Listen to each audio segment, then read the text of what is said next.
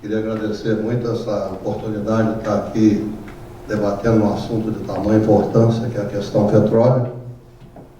E presença aí do professor Adilson de Oliveira, que é um grande nacionalista, e do Luiz Nassif, que é um dos poucos jornalistas independentes e economistas independentes que tem condições de dar opinião sem ser tendencioso, né? Então hoje cada vez está mais raro, né? Então é uma honra estar aqui com vocês. Eu estava meio atrapalhado ali porque minha palestra inicialmente era 1 hora, depois passou para 20 minutos e agora é 10. Então, pode. Ah, então tá bom. Bom, a questão petróleo é hoje uma das questões mais sérias mundialmente falando, né? Porque, peço desculpa que eu estou meio rouco, viu? Saí de uma gripe brava. Mas, então, o petróleo é a fonte mais eficiente e fácil de extrair, transportar e utilizar. Comparando com as demais fontes, em terra, por exemplo, sua relação energética é de 100 para 1. Ou seja, com uma unidade energética, você obtém 100 unidades de energia, né? E quando a gente vai para águas profundas, que gasta-se bastante mais energia, essa relação cai para 23 para 1. Mas o carvão, que é o segundo colocado, tem uma relação de 9 para 1. Então, o petróleo criou uma acomodação irresponsável dos países desenvolvidos que calcaram o seu desenvolvimento em cima desse energético. O segundo ponto, como um energético estratégico, é a função petroquímica do petróleo. É mais de 3 mil produtos que a gente usa no dia a dia, ou seja, 80% a 90% que a gente usa no dia a dia, computador, fibra sintética, né, fertilizantes, remédios, componentes eletrônicos, telefone celular, tudo isso hoje tem como matéria-prima o petróleo. Então, ele é um produto que é gerador de todas as guerras após a Segunda Guerra Mundial. Guerra do Vietnã, guerra do Golfo, Irã, Iraque, invasão do Afeganistão, tudo isso é por causa do petróleo ser esse produto de alta capacidade de armazenar energia, de alta utilidade, e que os países desenvolvidos não têm reserva, né? Nós vamos ver daqui a pouco isso aí. Isso aí é tão patente quando a gente vê aqui que na matriz energética mundial, 87% dessa matriz é composta por petróleo, gás natural e carvão, ou seja, combustíveis fósseis, poluentes e não renováveis. Atesta a irresponsabilidade dos países desenvolvidos, né? O Brasil está numa situação um pouco menor, tem 53%, tem aqui bagaço de cana, tem hidrelétrica e tal, é um pouco menor. E aí a gente entra na grande interrogação: é preciso ter leilões ou não é preciso ter leilões? Aí a pergunta é: por que precisamos de ter leilões se até o pré-sal a gente tinha 14 bilhões de barris de reserva que nos dava uma autossuficiência para 15 anos? Hoje nós temos 74 bilhões de barris, ou seja, descobriu-se já no pré-sal 60 bilhões de barris dos 100 possíveis ou 300 possíveis. O pré-sal, conservadoramente, tem uma reserva prevista de 100 bilhões de barris, mas tem possibilidade de chegar a 300 bilhões. Então, desses já se descobriu 9 bilhões em Tupi, 4 em Ara, 9 em Franco, 15 em Libra, 10 em Carioca, 2 em Carioca eu botei amarelo porque está um pouco obscuro, aí houve uma euforia, depois ele ficou meio escondido. Mas esses outros aqui, Área das Baleias, no Espírito Santo, e outros 5 bilhões. Então nós temos pelo menos 64 bilhões de barris de reservas que nos dão uma autossuficiência para mais de 50 anos. Então nós não temos necessidade de fazer leilão agora, podemos procurar otimizar, reduzir os custos de produção, aumentar a nossa capacidade de refino, porque quando a gente exporta petróleo bruto, o governo perde só de impostos 30%, CID, PIS/COFINS e ICMS. Então, além de perder os empregos, né? Quando a gente exporta petróleo bruto, exporta emprego para as refinarias do exterior. E aqui é um mapa mais ou menos da área, o núcleo central do pré-sal na Bacia de Campos. Esse círculo vermelho contém os campos de Franco e Líbano, que fizeram parte de uma cessão onerosa para a capitalização da Petrobras. Quando o Lula criou um grupo de trabalho para rever o marco regulatório, o grupo apresentou 4 projetos. Projeto de criação da pré-sal petróleo, transformação da concessão e partilha, o fundo social e a capitalização da Petrobras, que consistia em um governo ceder uma área com possibilidade de 5 bilhões de barris de reservas. A Petrobras comprou essa área com o título do governo, e o governo, com esses títulos, comprou ações da Petrobras e passou a sua participação no capital social de 38% para 48%. Foi uma boa engenharia financeira. Mas aí, quando a Petrobras começou a furar esses 7 blocos, o primeiro que ela furou foi o campo de Franco. Vocês veem aqui que ele é colado no Líbano, segundo os geólogos, é a mesma estrutura, inclusive, né? Então ela era para achar 5 bilhões de barris. Ela pagou por isso. Aí furou o primeiro, Franco achou 9 bilhões. Aí quando furou o Líbano, achou 15 bilhões. Ou seja, era para ter 5, já tem 24. O que a Agência Nacional de Petróleo deveria fazer? Pela lei nova, 12.351, o artigo 2º define área estratégica, é a área com alta produtividade e baixo risco. Então, o Libra é tipicamente uma área estratégica. O artigo 12º diz que áreas estratégicas devem ser entregues à Petrobras sem leilão, por interesse nacional. Então, além do campo já ser da Petrobras, o que o governo deveria fazer era um contrato de partilha com a Petrobras sobre o excedente dos 5 bilhões. Mas não, o governo tirou o Libra e está leiloando.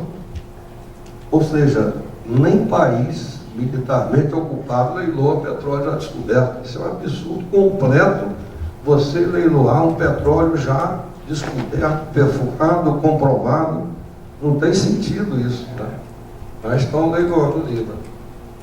E aqui vou entrar um pouquinho na questão tecnológica, nos gargalos tecnológicos. Nós temos aqui um sistema de produção em águas profundas, ultra profundas, né? Temos aqui uma profundidade de 2.180 metros. Os 3 gargalos tecnológicos são a perfuração, a completação submarina, que é um conjunto de válvulas instaladas por robô e comandadas remotamente, chamada de árvore de Natal molhada, e que teve a participação da Petrobras em mais de 60% desse desenvolvimento. Por quê? A Petrobras tinha um laboratório natural, que era a Bacia de Campos. Então, os fabricantes projetavam suas válvulas, suas árvores de Natal molhada, e a Petrobras, ao utilizar, gerava mudanças de layout, de todos esses equipamentos, ou seja, o centro de pesquisa da Petrobras, o serviço material no qual o Alberto trabalhava e o nosso departamento de produção, gerávamos novos projetos e novas melhorias desses equipamentos. Então a Petrobras foi um dos grandes responsáveis por desenvolvimento desse equipamento. Mas ela não fabrica. Nenhuma petroleira fabrica isso, muito menos perfura poço. Nenhuma petroleira perfura poço. Contratam empresas, é um grupo de meia dúzia de empresas que fazem esse serviço e que fazem esse trabalho. Uma delas é a Transocean. Eu estou citando a Transocean por 2 motivos. Primeiro, porque ela furou em Macondo, no México, e deu um problema sério, a plataforma afundou. Depois ela furou para Chevron, na Bacia de Campos, no Campo de Frade, e o campo teve vazamento. E já furou uns 30 poços no pré-sal, sem problema nenhum. Qual é a diferença? É que no Golfo do México, em Macondo, a British Petroleum mandou economizar na cimentação. Então ela deixou de cimentar corretamente os poços. E o poço se rompeu e acabou a plataforma afundando. Na Bacia de Campos, no Campo de Frade, ela furou 2 reservatórios em níveis diferentes. Ao passar pelo primeiro, ela dimensionou a resistência do reservatório para saber qual a lama de perfuração que ia usar, etc, etc. Então encontrou lá uma resistência de 15 kg por centímetro quadrado e usava a lama de 13 kg. Ao ir para o segundo reservatório, o que a segurança manda fazer? Isolar o primeiro, fazer um revestimento com tubo de aço, isolar, cimentar, isolar o reservatório dos efeitos do segundo, que poderia ter uma pressão maior. Não fez isso, por economia, e não deu outra. O reservatório mais abaixo tinha pressão maior e teve-se que aumentar o peso da lama. O peso da lama de cima e mais a pressão maior de baixo fluíram para o reservatório e arrombaram o invólucro do reservatório, rompendo a camada externa do reservatório, causando um vazamento que está até hoje lá, foi cimentado e tal, mas ainda continua pingando, porque o reservatório rachou, trincou, por causa de mau respeito à segurança. Então, quando ela fura para a Petrobras e não acontece isso, porque a Petrobras não faz esse tipo de exceção à segurança. A Petrobras é uma empresa controlada pela sociedade, não faz esse tipo de exceção. E aqui eu, falando rapidamente, por quem é que pressiona o Congresso Nacional, o governo, o Executivo Legislativo, para a abertura dos leilões. Primeiro que as reservas mundiais estão 60% no Oriente Médio. Como eu falei, os países envolvidos não têm reserva. Os Estados Unidos têm hoje 30 bilhões de barris, incluindo o shale gas, e consome 10 bilhões por ano. Então está uma insegurança energética muito grande. A Europa está assim, o Japão, China também estão. A China tem 12 bilhões de barris, consome 6, um consumo crescente. Então todos esses países estão desesperados para ter o petróleo quando tiver. E o Brasil, que tinha uma reserva de 14 bilhões, achou o pré-sal conservadoramente 100 bilhões, passou a ser um Iraque na América Latina. O que o Bush fez? Reativou a 4ª frota e botou no Atlântico Sul, alegando que ela protegeu o Atlântico Sul. Quem está no Atlântico Sul? Brasil e Argentina. A Argentina havia desnacionalizado o seu petróleo, então a 4ª frota naval veio para proteger, entre aspas, o pré-sal, ou seja, pressionar o governo brasileiro, né? Há outro grupo de pressionadores, o cartel internacional. Eu destaquei aqui em cores diferentes. Eles já tiveram 90% do domínio das reservas mundiais. Hoje tem menos de 5% e podem se extinguir se não conseguirem reserva, né? Então nós temos aqui um grupo em amarelo, é o grupo que não entrou no leilão de Libra. E temos o grupo branco, que entrou no leilão de Libra. A minha teoria é que, eu vou mostrar um pouquinho mais adiante, em face das evidências da espionagem dentro da Petrobras, o grupo americano saiu para despistar, saiu para não gerar motivo para cancelar o leilão. E nós temos todos os motivos para cancelar o leilão por essa espionagem. Mas, ficando as europeias, não tem problema nenhum, as americanas não participaram, então a espionagem não vai dar ela diferencial. Só que a espionagem, esse grupo pertence aos mesmos donos, família Rothschild e Rockefeller. Então, inclusive o Snowden, né, diz que de cada 72 horas se remete uma massa de dados para os países europeus, o Five Eyes, né, Estados Unidos, Canadá, Nova Zelândia, Inglaterra, Nova Zelândia e Austrália. Então são 5 olhos, né? O anglo-saxão. Então, essas empresas que têm o mesmo acesso às informações que essas aqui têm. Só que essas ficaram de fora, embora tenham feito uma pressão absurda em cima do Congresso Nacional. Em 2010 fizeram 8 audiências públicas, 6 no Senado e 2 na Câmara.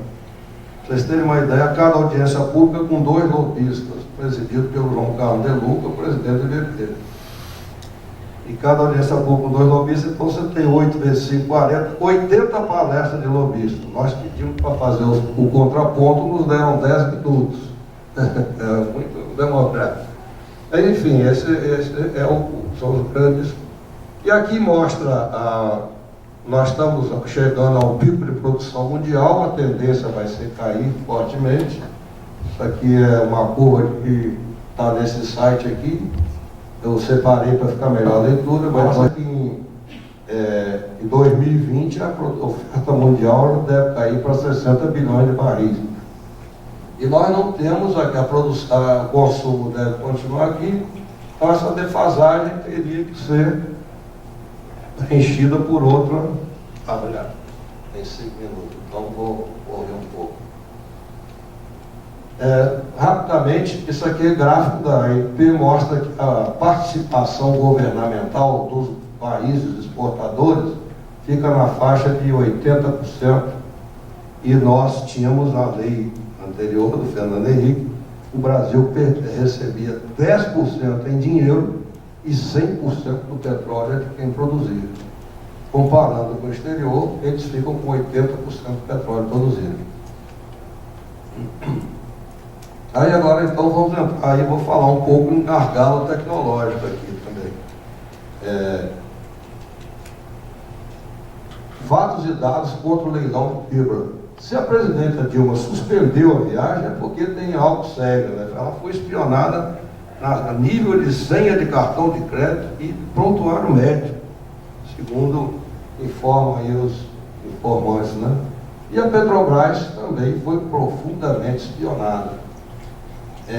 E aí, vamos dizer, o problema é o gargalo maior tecnológico. Aqueles 3 que eu falei já tem domínio. A Petrobras foi a principal a desenvolver junto com os fornecedores, então já tem domínio aí até 3 mil metros tranquilo.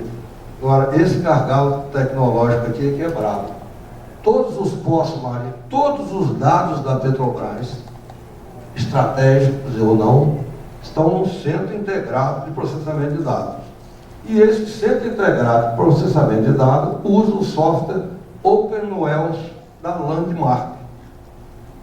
A ANP usa a Landmark como coordenadora do banco de dados, né? Então, a espionagem é in situ. Quando a presidente falou semana passada lá em Brasília que não tem nenhum indício de espionagem, nenhum registro de entrada no banco de dados, não precisa. Os espiões estão dentro da Petrobras, no coração do banco de dados da Petrobras. Por quê? Porque usa o software da Landmark, que é uma subsidiária da Halliburton. A Halliburton é simplesmente a líder do complexo industrial armamentista financeiro petroleiro mencionado no livro Confissões do Assassino Econômico, pelo John Perkins. Então, ela que dirige o complexo financeiro petroleiro americano, é a líder, né? Foi ela que é mentora da guerra no Iraque, pegou lá a restauração do Iraque de 300 bilhões de dólares, né? E, segundo a mídia, sem concorrência. Então, a Halliburton está no coração do Centro de Processamento de Dados da Petrobras. O Centro Integrado de Processamento de Dados, com todas as informações estratégicas, usa a Landmark com seus consultores e tem acesso a todas as informações dos registros para pilotar o software. Logo, acessa um detalhe de todos os poços marítimos, além, é claro, das janelas que o software permite ao seu proprietário acesso amplo e restrito àquilo que ele rota. Ou seja, espionagem in situ. Então, Qual a tecnologia da Petrobras? A tecnologia da Petrobras é furado um poço, a própria Halliburton ou a francesa Schlumberger faz a perfilagem. Mas quem interpreta essa perfilagem são os geólogos com mais de 20 anos de experiência. Eu não sei se vocês lembram que dois laptops sumiram dentro de um container, né? E o cadeado foi trocado, esse negócio todo. Por quê? Porque, embora tenha a Halliburton, no caso foi a Schlumberger que fez a perfilagem. Mas então, os geólogos fizeram a interpretação, que é o que vale tecnologicamente, todos os avanços, toda a descoberta dos campos, dos poços, é essa avaliação da comercialidade, da possibilidade de existência ou não de petróleo, de onde furar, onde não furar. Essa interpretação é que tem um valor absolutamente importante, estratégico. E a montagem da arquitetura desse dado é outra tecnologia de alto nível. Agora, onde está o gargalo tecnológico? É que nós não temos no Brasil um software nacional para processar esses dados. Quem processa isso na empresa americana? Aí a Graça Foster falou lá semana passada. Bom, além de não ter acesso nenhum detectado, nós temos nossos dados armazenados, criptografados. Mas quem faz a criptografia são 3 empresas americanas, possivelmente subsidiárias da Halliburton. Então, nós estamos absolutamente vulneráveis à entrada e espionagem dentro do coração tecnológico da Petrobras. E aí, os poderes, a cada 72 horas, é remetida uma massa de dados da Petrobras para o Five Eyes, 5 países anglo-saxônicos. Então, essa é a maior tecnologia que o Brasil precisa para proteger os dados que a Petrobras está levantando. Nós não temos esse software no Brasil. Então a ANP roda software americano. Aí eu denunciei lá na entrevista da Magda Chambriard, que fazem a Landmark que gerencia o banco de dados. Ela falou, não, mas em 2009 foi feita uma concorrência. Aí o Requião ficou pau da vida porque ela não disse que quem ganhou foi a própria Landmark. Porque não tinha empresa nacional para fazer isso. Então, nossos dados estão absolutamente expostos, nossas entranhas tecnológicas estão absolutamente expostas à espionagem americana. Então, acho que isso, além de todos os demais que eu já disse, é um motivo fundamental para não se deixar desenvolver esse leilão. Falei que o tempo está esgotado, então... Só para a gente pegar um pouquinho de foco. Em relação à questão dos fornecedores da Petrobras, vocês chegaram a fazer algum mapeamento lá de quais são os setores e produtos que melhor podem ser substituídos por produção interna, quais aqueles estratégicos que têm que trazer a tecnologia do exterior, de alguma maneira amarrada a uma empresa nacional? Vocês chegaram a fazer algum estudo nessa área? Dentro do banco de dados da Petrobras, trabalham 30 empresas, 14 são americanas. E já tem software, banco de dados, tem proteção, tem criptografia, tudo isso tem que ser desenvolvido no país, não pode ser entregue a um país estrangeiro. Né? Então, assim,